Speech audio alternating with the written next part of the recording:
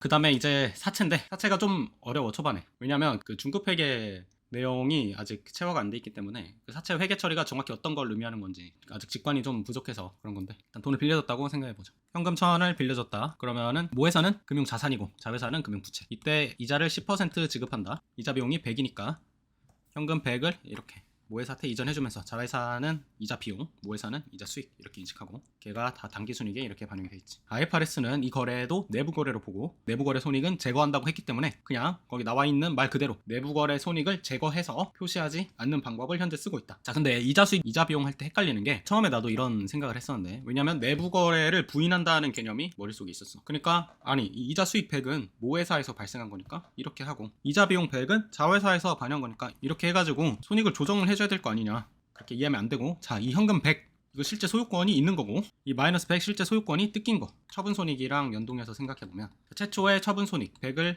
부인을 하고 나중에 감가상각비에 비례해서 50씩 추인을 해줬지. 자, 이 100은 모회사가 공여받은 이익이고, 이 이익을 이연시켜서 언제? 공여한 손실이 인식될 때 이익을 인식해준다. 자, 이 경우에는 공여한 이익은 뭐지? 공여받은 이익, 요거 이자 수익 100이지. 공여한 손실은 이자 비용 100이지.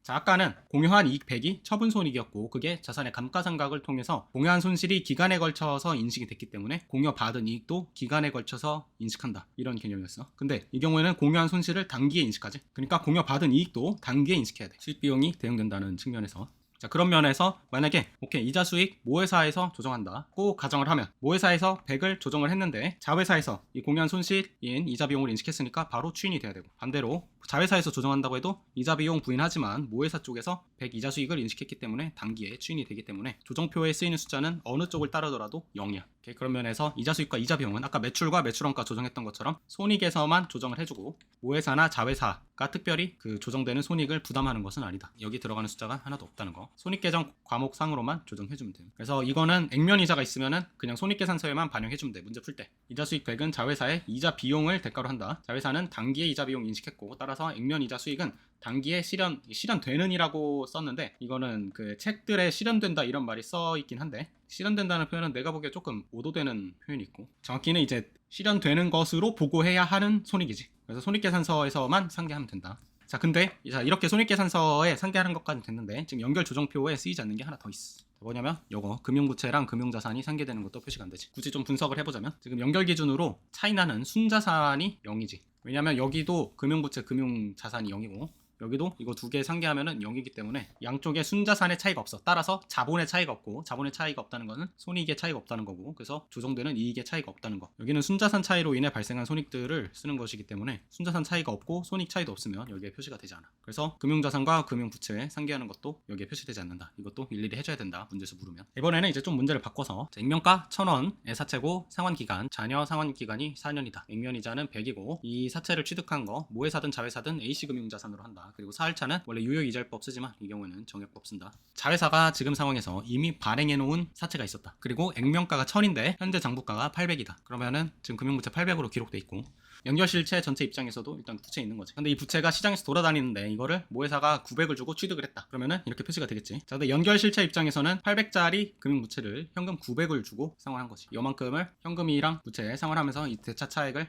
사채 상환 손익으로 인식하지. 부채 장부가보다 상환의 대가로 지급한 그 금액이 높았기 때문에 상환 손실이겠지, 이 경우에. 자, 근데 단순 연결상에서는 손익이 없지. 자, 그럼 만약에 손익을 조정한다, 그럼 이런 조정이 이게 필요한데, 자, 그럼 이게 어떤 의미냐를 알아야 여기서 조정하냐 여기서 조정하냐를 결정할 수 있는데, 이제 이자 비용 이 인식이 어떻게 되는지, 사할차의 의미가 뭔지. 아까랑 똑같이 액면이자가 100이다 그럼 현금 100을 지급을 할 텐데, 이자 비용은 100보다 크지. 왜 그러냐면 사할차라는 방식을 안 쓰면, 사할차를 안 쓴다는 건 금융부채 장부가액을 지금 그대로 둔다는 거지. 액면이자 지급한 것만 비용으로 처리한다는 거야. 자, 그럼 4년에 사채가 만기가 됐을 때 부채 800이 사라지면서 현금이 얼마 나가지? 1000이 나가지, 이자 비용 빼면. 자, 그럼 부채 사라진 것보다 유출된 현금이 많기 때문에 200이 사채 상환 손실로 잡혀. 지금 IFRS 입장은 뭐야? 이 200은 사채 상환에 따른 비용이 아니라 이자 비용의 일부라고 보고 있는 거지. 그게 사채 할인 발행 차금이지. 보면 현금 기준으로 보면은 사채 할인 발행 차금이 잡히는데, 이거는 사실은 확정된 손익은 아니야. 미래의 부채 대비 추가적으로 유출할 것으로 예상되는 금액을 미리 당겨서 비용으로 인식해 준 거야. 금융자산도 마찬가지지. 지금 금융자산 장부가액이 얼마지? 900이지. 그럼 만기가 되면 되면은 900에 대한 대가로 뭘 받아? 1000을 받지. 그러면은 얘는 나중에 금융자산 처분 손익으로 100을 인식할 텐데, 자 그렇게 보지 말고 그 금융자산 처분 이익 100도 원래는 이자 수익의 일부인 것으로 보겠다, 경제적으로. 그래서 그 이익을 미리 인식해라. 그게 금융자산 평가할 때 유의이자율법 쓰는 거의 의미라는 거. 자 어쨌든 자 지금 기준으로 이 현금 100 이전되는 거 말고도 금융부채를 미리 평가증하면서 평가손실을 미리 인식해놓는다, 이자 비용이라는 이름으로. 자, 지금 장부가랑 액면가 차이가 200이고 정액법 사용하니까 50만큼 평가증이 되겠지. 이렇게. 그럼 당기손익은 150. 마찬가지로 금융자산은 이제 현금 100 받은 거랑 장부가랑 액면가 차이 250, 아니 100을 4로 나눠서 25가 되고, 그러면 925 되면서 이자 수익은 125. 자 그럼 조정은 얼마 필요하냐면 이제 이자 비용과 이자 수익도 있으니까 얘도 부인을 해줘야겠지. 그래야 이제 연결 손익계산서가 나오는데, 문제는 얘를 어디서 조정해 줄 거냐. 이걸 알려면 이자 수익과 이자 비용의 구조를 분석을 잘 해야 되는데, 액면 이자는 어떻게 한다고? 손익계산서에서만 상기해 준다. 이 이자 수익과 이자 비용, 얘를 이제 액면 이자랑 금융자산이나 부채의 평가증으로 인한 이자 수익 비용으로 나눠보면, 이자 비용 150은 액면 이자 실제 유출된 100하고 금융부채 평가증 한 거 50으로 나눌 수 있고, 자 이자 수익도 그렇게 두 개로 나눌 수 있지. 자 그러면은 조정되는 것도 마찬가지로 이거 두 개랑 나머지로 해볼 수 있겠지. 이 조정되는 이자 비용과 이자 수익은 아까랑 똑같이 실제로 단기에 발생해서 단기에 추인되는 손익이니까 얘네 둘은 손익계산서에서는 조정이 되는데, 실질적으로 모회사나 자회사에서 이연시킬 필요는 없는 손익이라는 거고, 이제 문제는 이거지. 얘네들은 귀속이 필요해. 자 그러면은 이 숫자가 어떤 의미인지 한번 보면, 자 지금 이게 단순 합산 재무상태표인데 사채를 취득한 직후야. 자 취득한 직후에 연결은 부채나 자산이 없지, 0이지. 왜냐면 사태 딱 취득했으니까 연결은 지금 다 상환했단 말이야. 근데 개별 실체를 합산해보면 있어. 그때 사채 상환손익 마이너스 100을 인식했다는 거는 순자산 쪽에서 자산이 연결 실체가 얘보다 100이 적다는 거지. 자, 근데 그럼 이 100이 어떤 의미냐면 순금융자산을 말하는 거지. 금융자산과 금융부채가 상계된 후에 100. 그래서 이 100이 연결 실체에선 없기 때문에 이만큼의 조정을 해줬다. 그리고 지금 순금융자산이 개별 실체보다 100이 적기 때문에 연결 당기순이익도 개별 실체보다 100이 적다. 자 그 다음에 상각이자 수익과 상각이자 비용이 있는데, 자 얘네들은 말 그대로 금융자산이나 부채가 평가 증된 금액이지. 자 근데 보면은 지금 양쪽이 결과적으로는 어디에 가야 돼? 1000에 가게 돼 있어, 액면가액까지. 근데 얘는 매년 25씩, 얘는 매년 50씩 가는 거지. 순금융자산이 100인데 지금 금융자산 증되는 금액하고 금융부채가 증가되는 금액이 다르지. 그게 여기 써 있는 거고, 자 두 개 양쪽이 다르기 때문에 이자 비용을 인식하고 나면 남아있는 순금융자산 가액이 바뀌어. 그래서 둘이 25, 50씩 인식하고 나면 아까 100이었는데 이제 75가 되지. 그 75가 금융자산이 증가된 금액하고 금융부채가 증가된 금액의 차이 마이너스 25만큼이 반영된 후 숫자. 그래서 상각이자 비용과 상각이자 수익의 차이만큼 유보가 추인된다. 자 그럼 지금 기준으로 보면은 남아있는 잔여 유보가 75 마이너스 유보지. 자 그 뜻은 연결 실체가 얘보다 순자산이 75만큼 적다. 실제로 남아있는 순금융자산에 마이너스 75 하면은 연결 실체의 순금융자산 0이 나오지. 액면이자랑 다르게 상각이자는 모회사나 자회사 쪽에서 실제로 누군가가 부담을 해야 돼. 왜냐면 자산 가치의 차이가 있기 때문에. 그거 바탕으로 만기까지 상각되는 걸 보여주면 이렇게 금융자산 25 증가하고 금융부채 50 증가하고, 그럼 순금융자산 다시 25 줄어들고 103년도에도 25 줄어들고 만기에는 둘 다 1000이 돼서 실제로 갚고 나면 이렇게 사라지고, 그래서 만기 4년까지 상각이 다 끝나면 이제 금융자산 유보가 0이다. 자 그것까지는 알겠는데, 그럼 자회사냐 모회사냐 하면은 아까 논리가 뭐였지? 감가상각 비할 때 손익을 발생시킨 쪽에서, 손익을 인식한 쪽에서, 자 최초에 이 조정되는 마이너스 100 얘를 인식한 회사가 어디지? 헷갈리는 게 아니라 없어. 자 이 상환손익은 연결 실체가 먼저 인식한 손익이야. 발생된 손익을 지금까지 부인해줬잖아. 자 그런 면에서 미실현 손익이라는 게 약간 와닿는 면이 있었어. 연결 실체에서 실현이 안 된 것으로 보는 손익이기 때문에 부인을 해준다. 자 근데 상환손익은 이건 사실 미실현 손익이라고 보기 좀 그래. 왜냐면 연결 실체에서 먼저 인식했어. 개별 실체에서 인식한 게 아니라 연결 실체에서 먼저 인식했기 때문에, 자 이 논리를 할 수가 없어. 왜냐면 손익을 인식한 쪽이 없기 때문에. 그래서 이 상환손익을 어디에 귀속시켜야 하냐 하면은 이제